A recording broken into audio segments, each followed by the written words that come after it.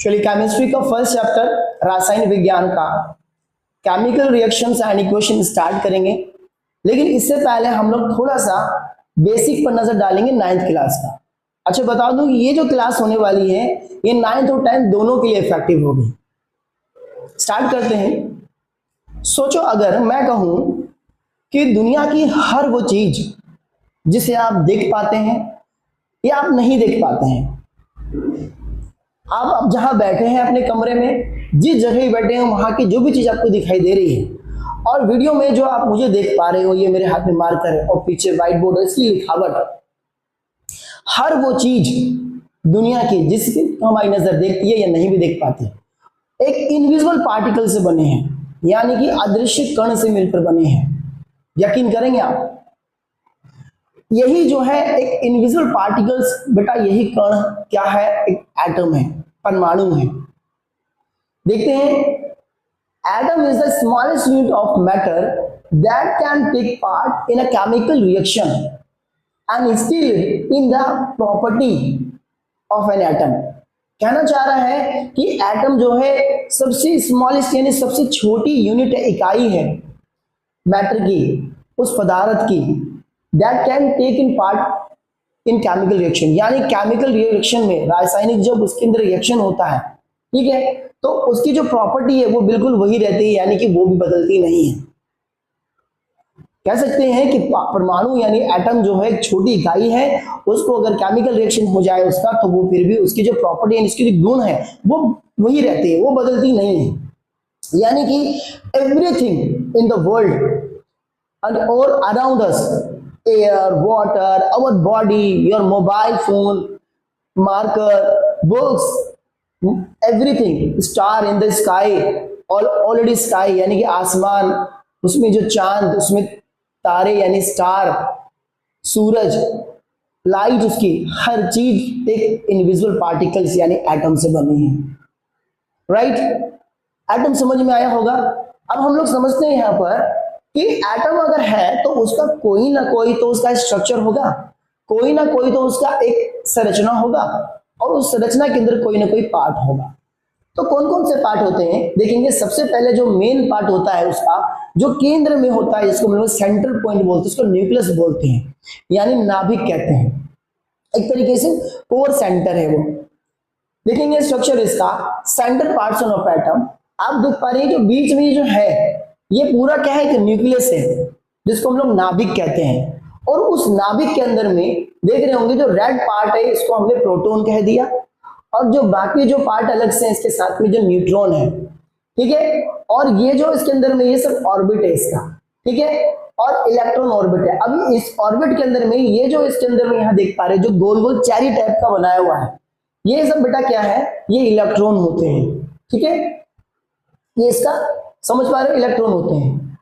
इसके अंदर में देखेंगे जो प्रोटॉन है वो पॉजिटिव चार्ज के होते हैं, यानी कि धनात्मक चार्ज कहते हैं इसको, और न्यूट्रॉन में कोई चार्ज नहीं होता है। हम ये कह सकते हैं कि पूरे एक एटम का जो मास होता है या भार होता है, या जितनी भी कह सकते हैं जो शक्ति होती है, जो पूरी पावर होती है, वो सारा का सारा न्यूक्लियस के अंदर में होता है, नाभिक के अंदर में होता है। हम ये कह सकते हैं कि मास जो है, mass equal to proton plus neutron, यानी कि ये जो न्यूक्लियस है ये प्रोटॉन और न्यूट्रॉन दोनों होगा, तो इसका मास जो होगा पूरे एटम का, परमाणु का द्रव्यमान कहां पर होगा, न्यूक्लियस के अंदर में होगा। तो हम लोग कह सकते हैं कि द्रव्यमान यानी मास बराबर में प्रोटॉन प्लस न्यूट्रॉन होता है। ठीक है, क्या करता है, कह रहा है कि this are very heavy part of atom, बहुत ही हैवी पार्ट जो होगा वो सारा का सारा न्यूक्लियस के अंदर में होगा, और it holds almost all the mass of the atom, और एटम का सारा मास न्यूक्लियस के अंदर में होगा, जिसमें यहाँ पर प्रोटॉन प्लस न्यूट्रॉन होता है। राइट, इसका एक स्ट्रक्चर ये भी देख लो, जिसके अंदर में यहाँ पर देख लो चेरी टाइप के थे, ये क्या है, इलेक्ट्रॉन होते हैं जो माइनस में होते हैं, माइनस चार्ज होता है इनका, और ये पूरा न्यूक्लियस है जहां पर पॉजिटिव और जहां पर कुछ भी कोई चार्ज नहीं है। यानी कह सकते हैं कि प्रोटॉन जो है पॉजिटिव चार्ज होता है, इलेक्ट्रॉन जो होता है नेगेटिव चार्ज होता है, यानी धनात्मक और ऋणात्मक, और न्यूट्रॉन में कोई भी चार्ज नहीं होता है। ठीक है, ये वाली बात समझ में आया। अब यहां पर देखेंगे कि इसके अंदर में इलेक्ट्रॉन जो होते हैं ना, एक तरीके से जैसे समझो कि सोलर सिस्टम के अंदर प्लैनेट एक दूसरे का राउंड करती है, चक्कर लगाती है। जैसे कि आप कह सकते हो सूरज जो है, सूरज का चक्कर पृथ्वी लगा रही है, अर्थ लगा रही है। ऐसे ही इलेक्ट्रॉन जो है न्यूक्लियस के चारों ओर घूम रहे होते हैं, न्यूक्लियस के चारों ओर घूमते हैं। ये बात क्लियर है। और ये ना कोई भीड़ की तरह नहीं होते, इनका स्थान फिक्स होता है, बिल्कुल आर्मी फोर्स की तरह। जहां पर आर्मी को फोर्स को हमने लगाया वो वहीं रहते हैं, बिल्कुल ठीक वैसे ही ये बिल्कुल उस जगह रहते हैं, अपने जगह पर फिक्स रहते हैं। तो इलेक्ट्रॉन जो होते हैं नेगेटिव चार्ज के होते हैं, ठीक है, और ये एनर्जी लेवल बनाए रखते हैं, ठीक है। अब यहां पर समझते हैं कॉन्फ़िगरेशन को। इसका फटाफट आप लोग स्क्रीनशॉट लें।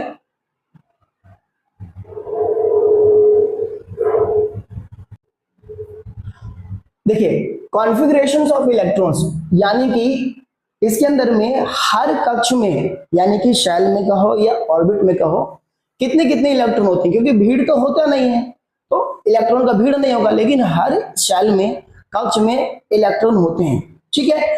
अब कितने इलेक्ट्रॉन होंगे ये डिसाइड करेगा इसका रूल 2n²। n का मतलब कि अगर पहला कक्ष है तो n1 होगा, और दूसरा अगर कक्ष यानी शेल है तो 2 होगा, और तीसरा n कितना होगा, n3 होगा, और चौथा जो होगा वह n4 होगा। चार ही इसके अंदर में क्या होते हैं, यहाँ पर शेल होते हैं यानी ऑर्बिट होते हैं, या कह सकते कक्ष होते हैं। जैसे कि k शेल जो होगा इसके अंदर में 2, उसके अंदर में क्या होते हैं, इलेक्ट्रॉन होंगे, ठीक है। अब इसको सॉल्व करोगे अगर यहाँ पर तो 2 और n मल्टीप्लाई n ऐसे करेंगे तो 2 यानी कि 1 1, अगर पहला है तो 1, इसका आंसर कितना आएगा 1, तो यानी कि 2। तो ये जो यहाँ पर 2 है इसका 2 आ गया। ऐसे ही आप 2 रखेंगे n का तो दूसरे शेल के अंदर में कितना आ जाएगा, 8 इलेक्ट्रॉन होगा। तीसरे में अगर देखेंगे तो 18 इलेक्ट्रॉन होगा, और चौथे में करके देखेंगे तो बेटा 32 इलेक्ट्रॉन होगा। ये कितने कितने इलेक्ट्रॉन हर ऑर्बिट में यानी शेल में हो सकते हैं, ये 2n² एक रूल है वो डिसाइड करता है। आई होप ये वाली बात समझ में आई होगी। लेकिन एक ऑक्टेट रूल यहां पर वर्क करता है कि अगर किसी भी एलिमेंट के, अगर एटम के उसके इलेक्ट्रॉन को हम फिल करेंगे, भरेंगे उसके अंदर में, तो जो बाहरी उसका जो सबसे आखिरी वाला जो आउटर मोस्ट कवरिंग होगा उसका सेल का, उसमें सिर्फ मैक्सिमम 8 इलेक्ट्रॉन होगा। यानी इसको हम लोग बोलते हैं ऑक्टेट रूल कहते हैं। ऑक्टेट रूल क्या कहता है कि maximum 8 electron in outermost shell, बाहरी कक्ष जो भी होगा, बाहरी शेल जो होगा उसमें 8 इलेक्ट्रॉन से ज्यादा नहीं होगा। ये बात ध्यान रखना, इसी को हम लोग ऑक्टेट रूल कहते हैं। एग्जांपल से समझते हैं, जैसे कि इलेक्ट्रॉन ऑफ सोडियम, सोडियम का जो इलेक्ट्रॉन कितना होता है बेटा 11 होता है, राइट। अब हम लोग देखेंगे कैसे भरेंगे इसको। देखिए पहले सेल में 2 होगा, के में कितना होगा 2, तो दूसरे में कितना होगा यहाँ पर 8, क्योंकि दूसरे शेल में कितना है 8 है, तो 8 और 2 10 हो गए। अब 11 में होने के लिए एक और बच गया, तो बाहरी कक्ष में यानी कि आखिरी वाले में एक बच गया। तो टोटल काउंट करो, 8 और 2 10, और 10 और 1 11 हो गया। लेकिन रूल क्या कहता है, रूल कहता है कि आखिरी में मैक्सिमम 8 होना जरूरी है, लेकिन है तो कितना 1, तो इसको 7 इलेक्ट्रॉन चाहिए। अब 7 इलेक्ट्रॉन जो होगा इसके लिए लेना क्या होगा, इसकी कैपेसिटी में नहीं होगा, ये 7 इलेक्ट्रॉन किसी से ले नहीं पाएगा, तो बेहतर है कि वो एक किसी को दे दे। फॉर एन एग्जाम्पल, ये एक मेले में आप 2 लोग गए, कोई भी वस्तु 8 रुपए की मिल रही थी, कोई भी चीज 8 रुपए की मिल रही थी। आपके पास जो है यहाँ पर 7 रुपए हैं, या कह सकते हो आपके पास 1 रुपए है, और आपके दोस्त के पास 7 रुपए हैं।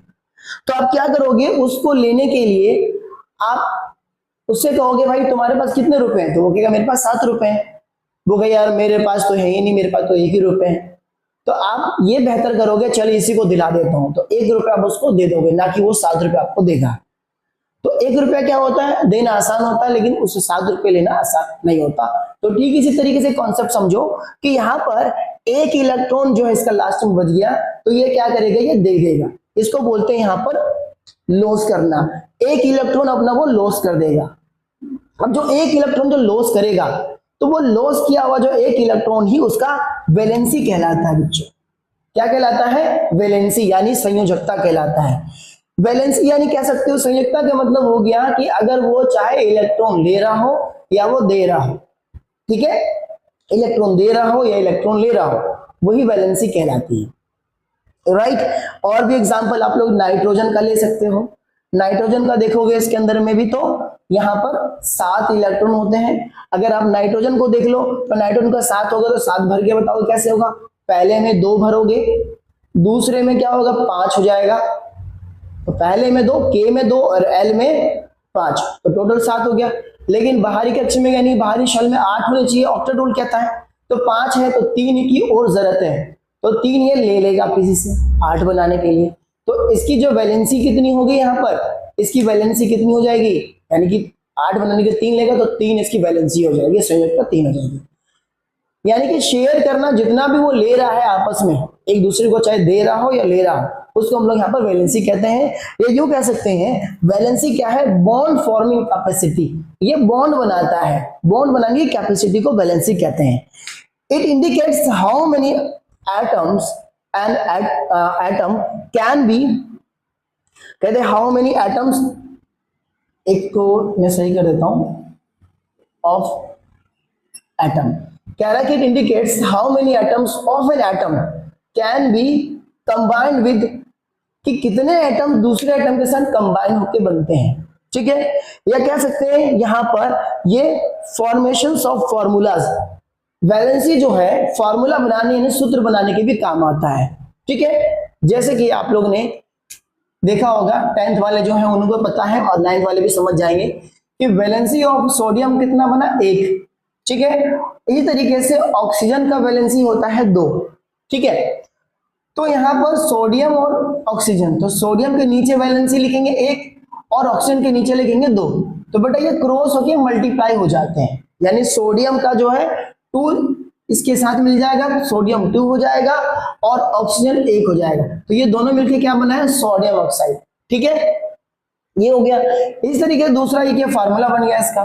कैल्शियम और क्लोरीन को देखेंगे तो कैल्शियम का कितना होता है, यहाँ पर 1 होता है वैलेंसी, क्लोरीन का कितना होता है बेटा 2 होता है, तो इसको देखेंगे यहाँ से तो 2 मल्टीप्लाई के कितना हो गया यहाँ पर, ये 1 मिनट मैं थोड़ा सा चेक कर दूं, तो Ca2Cl, तो ये कितना हो गया, कैल्शियम क्लोराइड हो गया, ठीक है। तो ये हमारा क्या एक फार्मूला बन गया।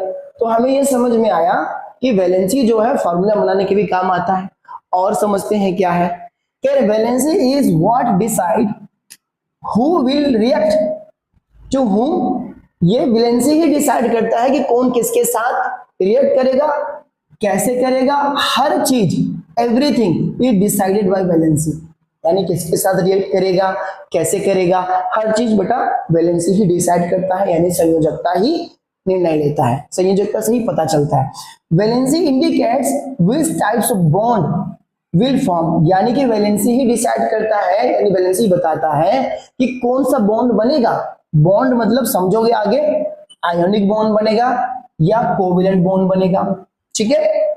आयोनिक बॉन्ड बनेगा या कोवेलेंट बॉन्ड बनेंगे, तो इसके अंदर में सो वैलेंसी कंबाइंडिंग कैपेसिटी कह सकते हैं यहाँ पर कि वैलेंसी क्या है, वैलेंसी जो है कंबाइंडिंग capacity of an atom.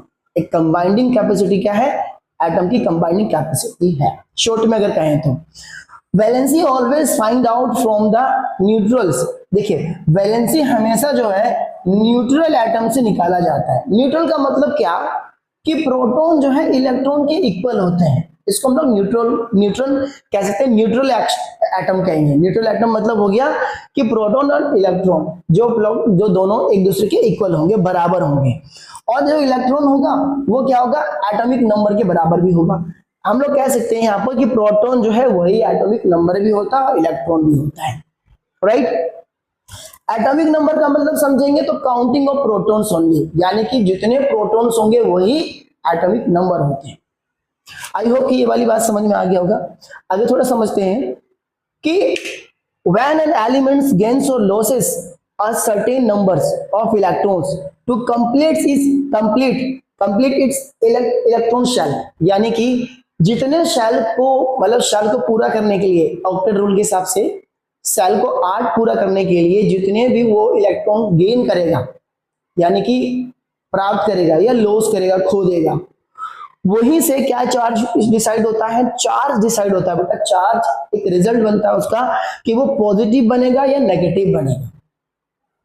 Positive और नेगेटिव मतलब क्या होता है, एक तरीके से आयंस बोलते हैं इसको, हम लोग आयन बनते हैं, ठीक है, इसी को हम लोग आयन बोलते हैं, यानी कि प्लस और माइनस के साइन को कहते हैं, ठीक है। जैसे कि सोडियम ने एक इलेक्ट्रॉन लूज किया तो इसका रिजल्ट क्या बना, सोडियम जो है प्लस, इसके ऊपर एक प्लस का साइन आ जाएगा, इसको हमने कहा कि एक इसका जो है प्लस का साइन है, यानी कि आयन से इसका वन बनेगा, वन आयन इसका बनेगा, ठीक है, वन चार्ज बनेगा इसका प्लस का। इसी तरीके से यहां पर देखेंगे तो सोडियम का इसके अंदर में एक यानी प्लस का साइन बना, तो वही प्लस का साइन कह सकते हो कि वो हो गया यहाँ पर क्या, वैलेंसी हो गया, ये भी कह सकते हो। या कैल्शियम की बात करें तो कैल्शियम यहाँ पर क्या करता है कि 2 इलेक्ट्रॉन्स इसको चाहिए होता है, ठीक है, यानी 2 इलेक्ट्रॉन यहाँ पर है, तो ये भी क्या करता है, 2 इलेक्ट्रॉन इसका प्लस का हो जाएगा। यानी कि अब देखो प्लस और माइनस का होता कैसे, थोड़ा समझना, इलेक्ट्रॉन सीधा समझना, इलेक्ट्रॉन अगर ये दे रहा है यानी कह सकते हो कि लॉस कर रहा है, तो समझ लो कि माइनस इसके पास से चला गया तो ये प्लस का हो जाएगा। जैसे सोडियम ने एक इलेक्ट्रॉन किसी को दे दिया तो ये प्लस का साइन हो जाएगा। माइनस का कब होगा, जब ये एक माइनस का यानी इलेक्ट्रॉन का साइन या इलेक्ट्रॉन ले लेगा या 2 ले लेगा तो बेटा वो माइनस का हो जाएगा, चाहे वो 3 ले लेगा तो माइनस का हो जाएगा। तो कह सकते हो कि प्लस का मतलब हो गया कि इलेक्ट्रॉन जो है लॉस हुआ है, माइनस का मतलब ये हो गया इलेक्ट्रॉन गेन किया है, ठीक है, ये वाली बात समझ में आ गई। तो यहाँ पर हमारा यहाँ पर इसी तरह कैल्शियम जो है, कैल्शियम के ऊपर 2+ आयंस बना हुआ है, एक चार्ज है, इसको हम लोग आयन कहते हैं। तो बेटा ये क्या हो गया, यहाँ पर इसका 2+ का साइन होगा तो वैलेंसी 2 हो जाएगा इसका। क्लोरीन के ऊपर माइनस का इसके अंदर में साइन है, इसका मतलब इसने इलेक्ट्रॉन एक लिया है, तो बेटा इसका क्या हो जाएगा, 1 वैलेंसी हो जाएगा। आई होप कि ये चीज आपको यहाँ पर समझ में आई होगी। फर्दर हम इसको और समझेंगे, आप जल्दी से इसका भी स्क्रीनशॉट ले लें। और मैं बता दूं कि ये जितने भी आप लोग ने यहाँ पर पढ़ा इसका आपको पूरा नोट्स यहाँ पर वीडियो में मिल जाएगा। थैंक यू, जल्दी करेंगे जल्दी।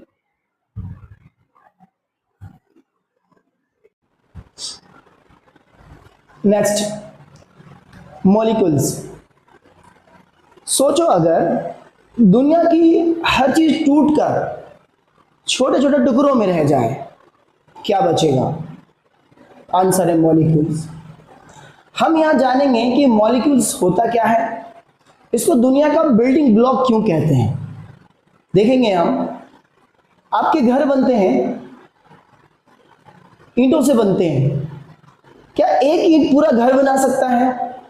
आंसर है नो, एक ईंट कभी घर नहीं बना सकता।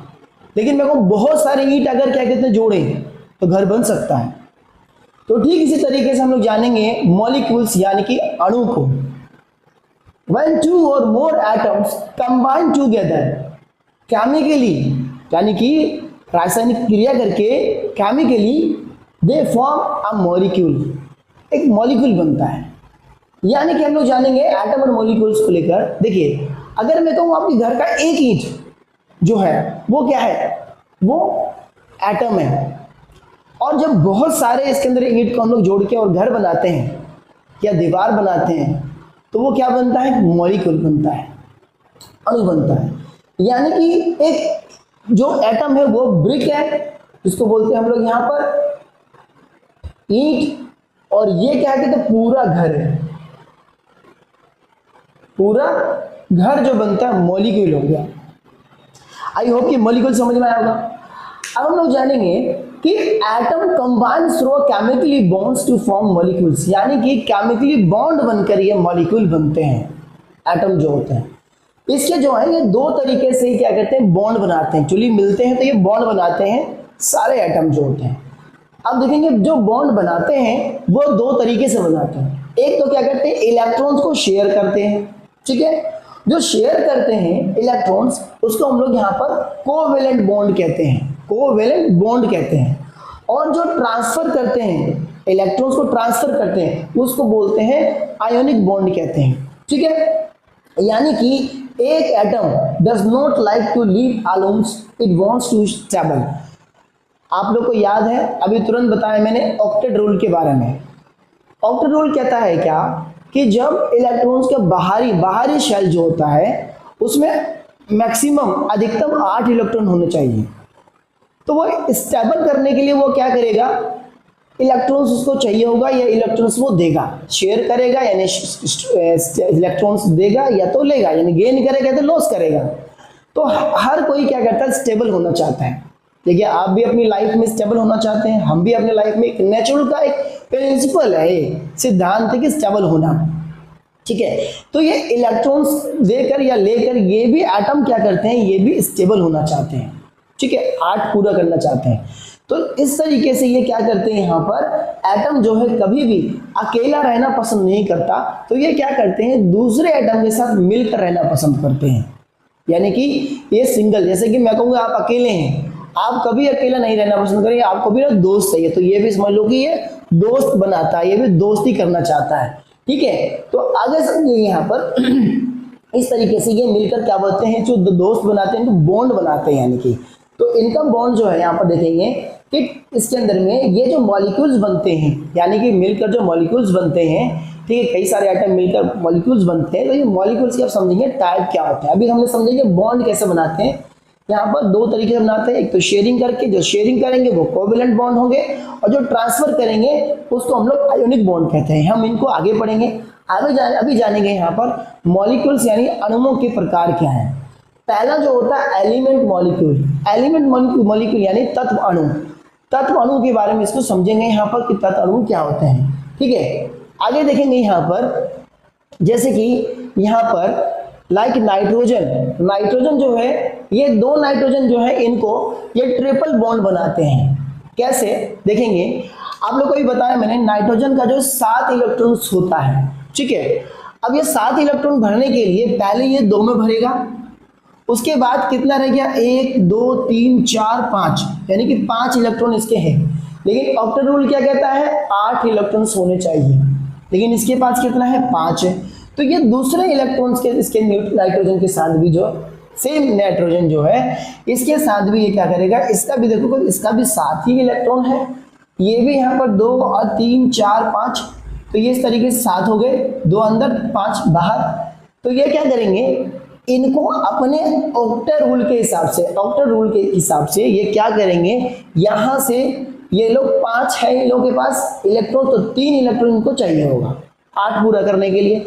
तो बेटा ये क्या करेंगे, 3 इलेक्ट्रॉन ये देगा और 3 इलेक्ट्रॉन ये देगा, तो इसका मतलब 3 इसको मिल जाएगा, तो ये कितना हो जाएगा, टोटल 8 स्टेबल हो जाएगा। और ऐसे ही ये तो आपस में क्या कर रहे हैं, शेयर कर रहे हैं, ठीक है, शेयर कर रहे हैं, यानी कि नाइट्रोजन नाइट्रोजन कर रहा है, ठीक है, नाइट्रोजन नाइट्रोजन कर रहा है। अब ये इस साइन का क्या मतलब है, इसका मतलब ये है कि 3 इलेक्ट्रॉन इन्होंने दिया और 3 इलेक्ट्रॉन ये आपस में शेयर किया, इसलिए ये बनाएंगे यहाँ पर क्या, ट्रिपल बॉन्ड बनाएंगे। क्या बनाएंगे, ट्रिपल बॉन्ड, यानी कि जितना शेयर करते हैं आपस में सेम एलिमेंट, जैसे nitrogen nitrogen, oxygen oxygen, hydrogen hydrogen, तो ये आपस में मिलकर क्या करते हैं, बॉन्ड बनाते हैं। जितना शेयर करेंगे उतना ही बॉन्ड बनेगा। जैसे कि अभी समझेंगे यहाँ पर आगे, इसको देख लेते हैं कि molecules made up of the same types of atom.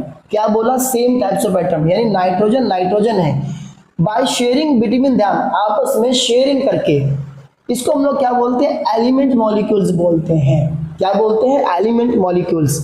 और कौन सा, ये ट्रिपल बॉन्ड का बनाया इन्होंने, जैसे कि यहाँ पर नाइट्रोजन ट्रिपल, 3 लाइन यहाँ पर शो कर देना 1 2 3, इसका मतलब हो गया ट्रिपल बॉन्ड हो गया। और अगर कोई सिंगल होगा तो उसके सिंगल दिखाएंगे, कोई डबल होगा तो उसको डबल दिखलाएंगे, ठीक है, कुछ इस तरीके से होता है। जैसे कि यहाँ पर देखेंगे, अच्छा ये जो है ये सेम और डिफरेंट टाइप्स के जो मॉलिक्यूल्स बनाते हैं, यानी कि अगर ये सेम है, यानी कि नाइट्रोजन नाइट्रोजन भी है और डिफरेंट टाइप्स के भी हो सकते हैं, तो इसको हम लोग कोवेलेंट कहते हैं। कोवेलेंट का मतलब हो गया सेम एलिमेंट भी और डिफरेंट एलिमेंट्स भी, मतलब डिफरेंट टाइप्स को एटम भी, यानी सेम एटम मिलकर, सेम एटम या एलिमेंट को सेम एटम मिलते हैं तो उसको हम लोग यहाँ पर कोवेलेंट भी कहेंगे। और अगर डिफरेंट मिलेंगे तो ये कोवेलेंट बॉन्ड बनाते हैं, ठीक है, दोनों ही बॉन्ड होते हैं, ये सेम या डिफरेंट वाले दोनों ही बॉन्ड होते हैं। एग्जाम्पल के लिए बॉन्ड की बात करें, देखिए O2 है ये, यहाँ पर इसके अंदर में डबल बॉन्ड है। ऑक्सीजन की बात करें डबल बॉन्ड, इसका मतलब क्या है कि इन्होंने जो है यहाँ पर डबल, यानी कि 2 इलेक्ट्रॉन का शेयरिंग हुआ है।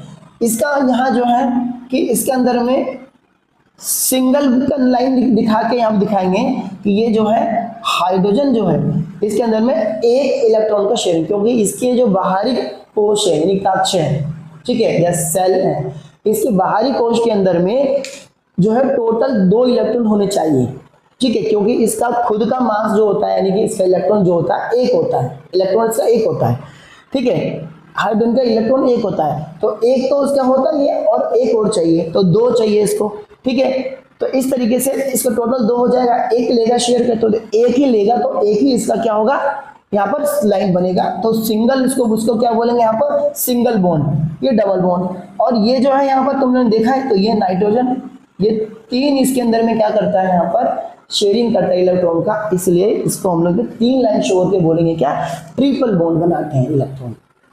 आई होप कि ये आपको समझ में आ रहा होगा। इसके बाद बात करते हैं, ये तो हमने बताया अभी बढ़ा क्या एलिमेंट मॉलिक्यूल्स, दूसरा होता है इसके अंदर कंपाउंड मॉलिक्यूल्स। देखिए जब ओ मिलते हैं सिंगल सिंगल मिलेंगे तो एलिमेंट मॉलिक्यूल्स बनेंगे, जैसे एच हो गया, ओ हो गया, ऑक्सीजन हो गया, हाइड्रोजन हो गया, नाइट्रोजन हो गया, फ्लोरीन हो गया, ऐसे कुछ भी जितने भी एटम्स यानी एलिमेंट होंगे आपस में मिलकर एलिमेंट जो है एलिमेंट इसके अंदर में मॉलिक्यूल्स बनाएंगे।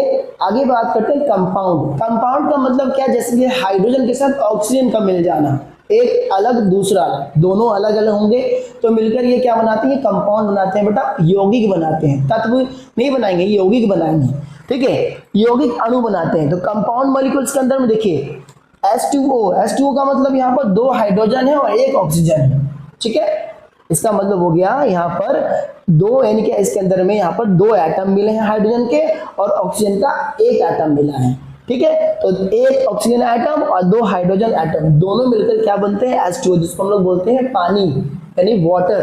H2O क्या है, वाटर का फॉर्मूला है।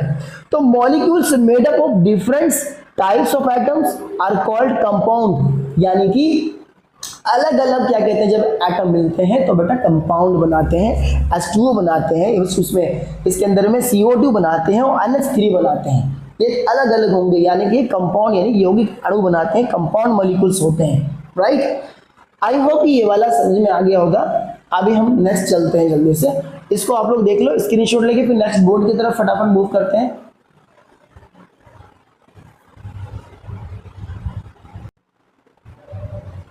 अब जैसे कि अगर मैं कहूँ हाइड्रोजन है, एक हाइड्रोजन यानी कि इसको क्या बोलेंगे, एटम बोलेंगे, और ऐसे ही अगर ऑक्सीजन 2 मिल जाते हैं तो बेटा क्या बनते हैं, मॉलिक्यूल्स बनते हैं, ठीक है। जैसे एक एटम है और बहुत सारे ईंट मिल गए या 2 से ज्यादा मिल गए तो मॉलिक्यूल्स हो गए। H2O मिल गया यानी कि हाइड्रोजन, 2 हाइड्रोजन का एटम और 1 ऑक्सीजन मिलके, दोनों अलग अलग है, डिफरेंट है एटम, तो ये क्या मिलके बनेंगे, कंपाउंड मॉलिक्यूल्स बने। मॉलिक्यूल्स ये भी है, ये भी मॉलिक्यूल्स है, ये दोनों ही मॉलिक्यूल्स है, लेकिन ये क्या है, कंपाउंड मॉलिक्यूल्स है, इसको हम लोग बोल सकते हैं यहाँ पर क्या, कंपाउंड मॉलिक्यूल, राइट। आगे बात करते हैं यहाँ से केमिकल फॉर्मूला। अब ये केमिकल फॉर्मूला के अंदर समझते हैं व्हाट डज मीन्स ऑफ, यानी इसका क्या मतलब है, H2O का मतलब क्या, CO2 का मतलब क्या है। अभी देख लिया आपने, 2 हाइड्रोजन एटम है इसके अंदर में और 1 इसके अंदर में ऑक्सीजन है, ठीक है, तो दोनों मिलके क्या बन गया, H2O यानी कि वाटर बनेगा। ऐसे ही CO2 में 1 कार्बन है और 2 ऑक्सीजन है, तो क्या बन गया, कार्बन डाइऑक्साइड बन गया।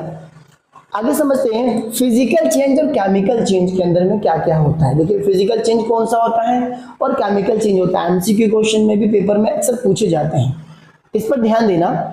जो फिजिकल चेंज है जैसे कि बर्फ का पिघलना, आइस का मेल्टिंग ऑफ आइस हो गया, बॉइलिंग ऑफ वाटर हो गया, पानी का उबलना भी क्या है, एक फिजिकल चेंज है, ठीक है, फिजिकल चेंज बोलेंगे जिसको बोलते हैं यहाँ पर फिजिकल का मतलब बोल सकते हैं भौतिक बदलाव, ठीक है। और कटिंग ऑफ पेपर, ये भी इसका मतलब हो गया कोई भी चीज है पहले से उसका फिजिकल चेंज कर देना, ठीक है।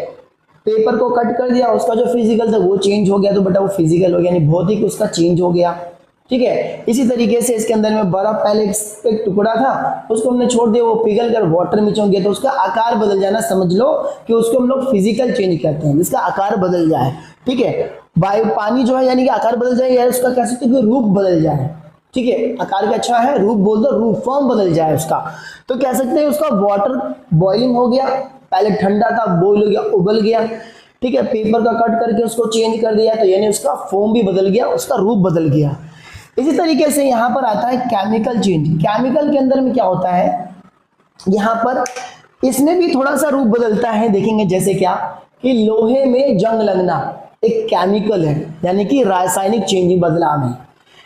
मिल्क स्पॉइलेज यानी कि दूध का खराब हो जाना, ये भी क्या है इसके अंदर में यहाँ पर केमिकल चेंज है।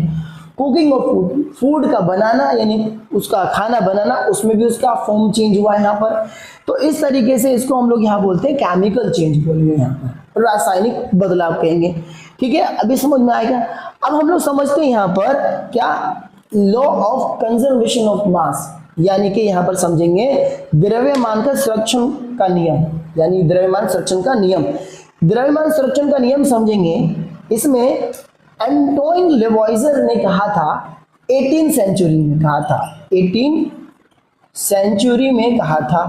क्या कहा था 18 सेंचुरी में? इन्होंने कहा था क्या कि इसका मतलब ये है कि द मास यानी कि मास can neither be created nor destroyed in chemical reaction, in a chemical reaction, यानी कि द्रव्यमान को ना तो बनाया जा सकता है और ना ही विनाश किया जा सकता है। 18 सेंचुरी में लेवाइजर ने ये बात कह दिया था।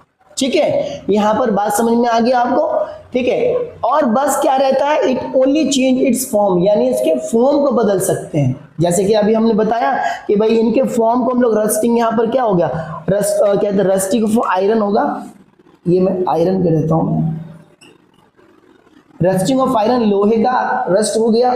तो इस तरीके से उसको क्या करते हैं हम लोग यहाँ पर रूप बदल सकते हैं, फॉर्म बदल सकते हैं, लेकिन उसका मास बेटा वही रहने वाला है, मास चेंज नहीं होता। सही बात है।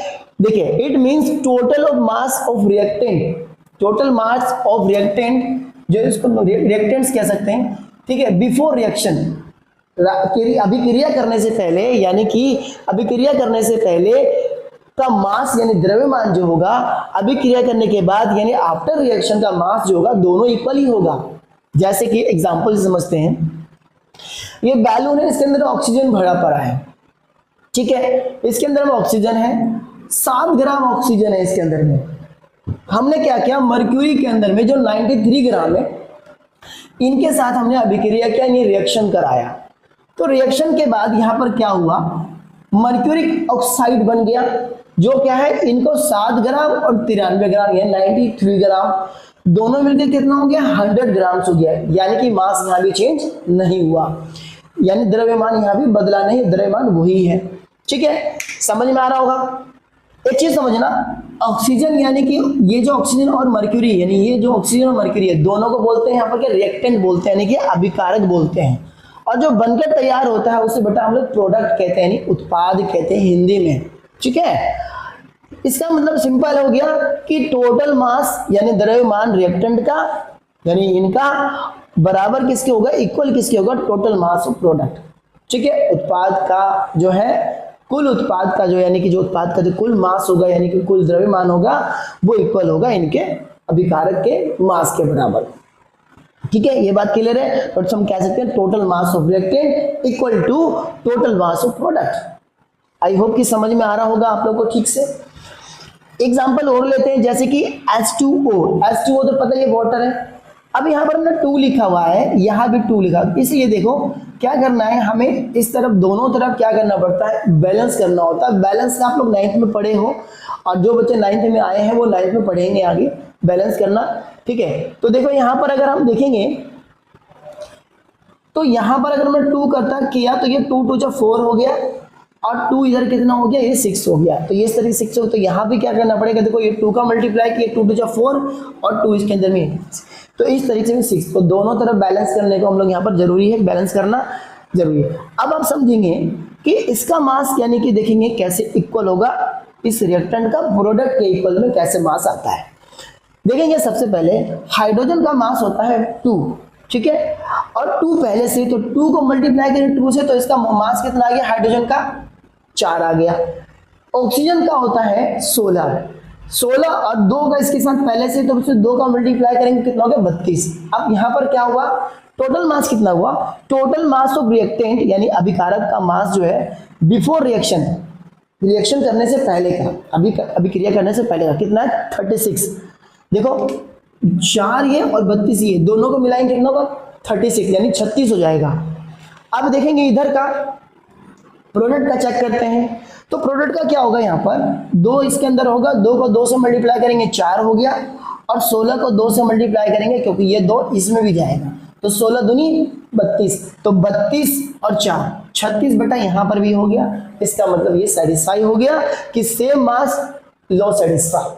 यहाँ पर हमने समझा कि मास जो है दोनों तरफ का इक्वल होगा। इसका मतलब क्या, एंटोइन लेवाइजर ने 18वीं सेंचुरी में ये बात बिल्कुल सही कही थी कि हम लोग यहाँ पर द्रव्यमान को यानी मास को ना तो उसका निर्माण कर सकते हैं, ना तो उसको क्रिएट कर सकते हैं, ना ही डिस्ट्रॉय कर सकते हैं, यानी उसको ना तो विनाश कर सकते हैं। ठीक है, बस फॉर्म उसका आकार बदल सकते हैं, जैसे कि हमने यहाँ पर इसका आकार बदल दिया, इस तरीके से आकार बल्कि फॉर्म रूप बदल सकते हैं, उसको चेंज कर सकते हैं। जैसे यहाँ भी फॉर्म इसका हमने बदल दिया। आई होप कि आप लोगों को चीजें समझ में आ रही होगी। तो ये जल्दी से आप लोग इसका भी जल्दी से स्क्रीनशॉट लें, और मैं इसका पूरा का पूरा डिटेल आप लोग को मैं यहाँ पर नोट्स प्रोवाइड करूंगा आपकी वीडियो में। Thank you.